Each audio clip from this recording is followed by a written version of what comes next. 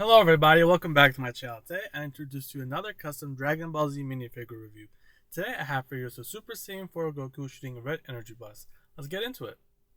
Okay, right off the bat, let's open the packaging to see what we get. This packaging is a plastic bag, so I want to be super careful while opening it. I don't open it too quickly and everything goes flying around.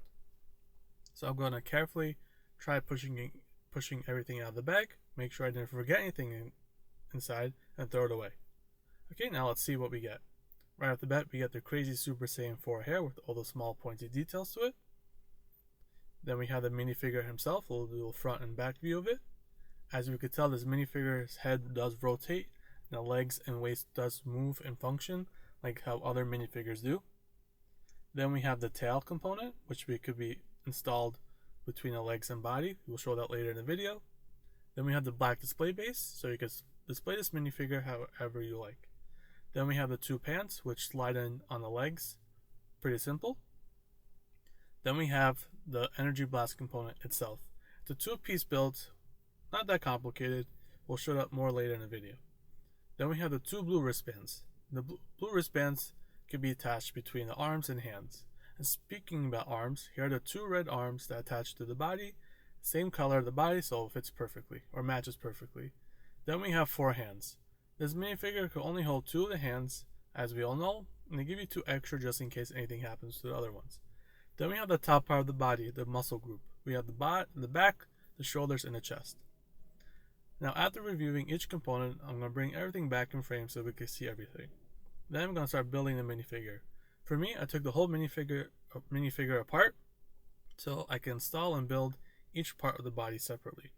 I started off with the center, being the main body. I started off with the arms. For me, it was a little struggle putting them in. I had to put a little bit more force into it, but I got it done, as you can tell right now. I had a wiggle room, a little wiggle to get it in there, and there it is. Gonna bring it up to see if it works, which it does. Then I'm gonna do the other side. And here we go. Repeat the process. Push down a little harder than I have to, and there we go. After doing that, I attached the blue wristband. For me, it was a hard time holding the blue wristband because it's too small for my big fingers to hold. And then when I was doing so, I was curious to see if it fits on the other side of the hand, or the other arm, which it doesn't. It was a one size fit arm part. I don't know if I said that correctly, but you guys know what I mean. So after putting it on the right arm, I grabbed the hand and knocked it off. So I'm going to redo the process one more time and carefully place the hand in between the arm and wristband. Then press down. For me, I had to push down a little bit harder than I had to normally, but I got it done. I just had to push and twist, as you can see right now. Not now, right now, yes. And there we go. After twisting it, it went in super simple.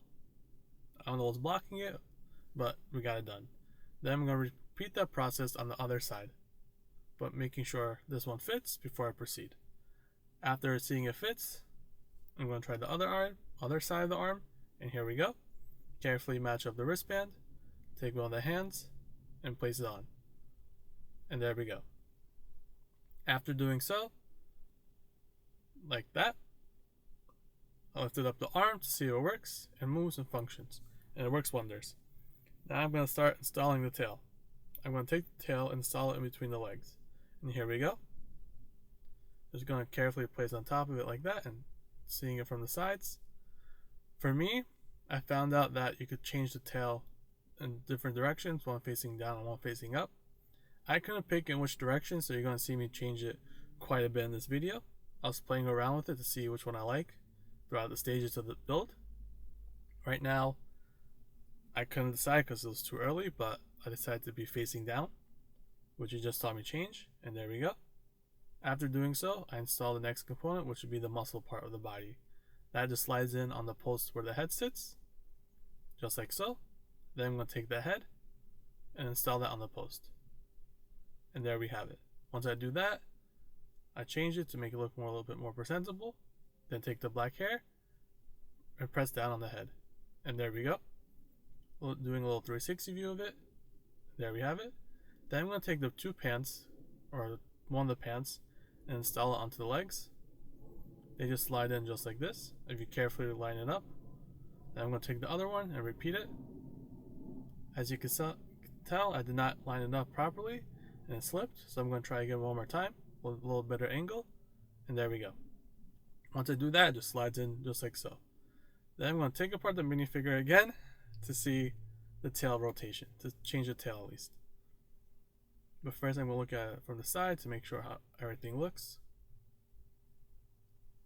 Then I'm going to take apart the minifigure. And after seeing it fully built and assembled, I kind of like the tail facing up. I feels like it gives Goku or his character a little bit more play with it, a little more action, instead of facing it down. There we go. Let's do a 360 view of it, and there we have it. Now let's place it off to the side to build the energy blast component. And here it goes. Remember I said it's super simple? Just like that. Slides in, just like that, and let's attach it to the minifigure. You could attach this energy blast two ways. One pushing it in or popping into place, and one sliding it. I chose sliding it in. I thought it would be a fun way of assembling it, and it was. Now after doing that, we have the full assembly built. Now let's attach it to the black display base to see how it looks. And there we have it, the full assembly of custom Dragon Ball Z minifigure of Super Saiyan 4 Goku. Let's do a 360 view, the sides, the back, and the front view. And there we go. Thank you guys for watching.